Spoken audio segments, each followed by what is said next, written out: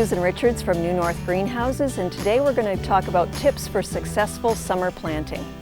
The first thing to consider when you're doing some summer planting is to choose plants that all will grow well together in the same condition. I've got all plants here that like the sun.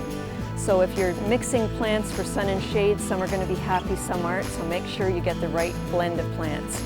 The other thing to consider is when you do your planting, it's really important to loosen the roots when the plants come out of the pots. This moonbeam coreopsis has been going in a pot for a while, and as you see, the roots are all in the shape of the pot. So when you plant, you've got to loosen those roots a little bit, scuff them up a bit. So what happens when you do your actual planting, then the roots that you've torn will start new growth, and they'll go out into the soil. So that's one tip for planting. This euonymus shrub here, it's as well been grown in a pot its whole life. So again, the roots are wound in the shape of the pot, so you're going to either loosen with your fingers, or you can take a tool and just do some slices right through the root mass. So you're actually putting some slices in. And a lot of the shrubs have this coconut fiber matting on the top, and that is for the growers to be able to keep the weeds down, but that really should come off, because if you don't take it off, when you bury that plant, you're going to be planting it too deep.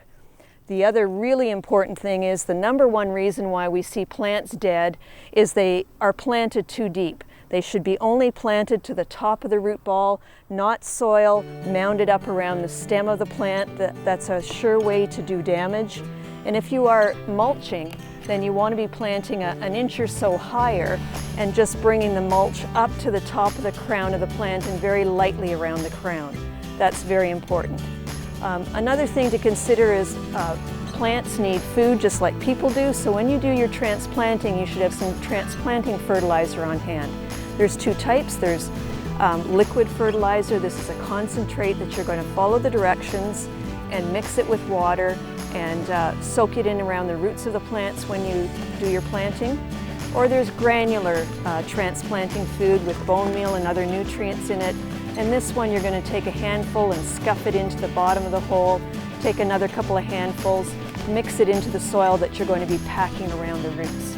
And this will slowly dissolve and feed the roots and encourage new root development.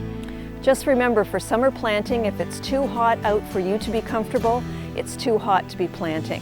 If it's sunny weather and you don't have a choice, then plant early in the morning or late in the evening, but don't plant in the heat of the day.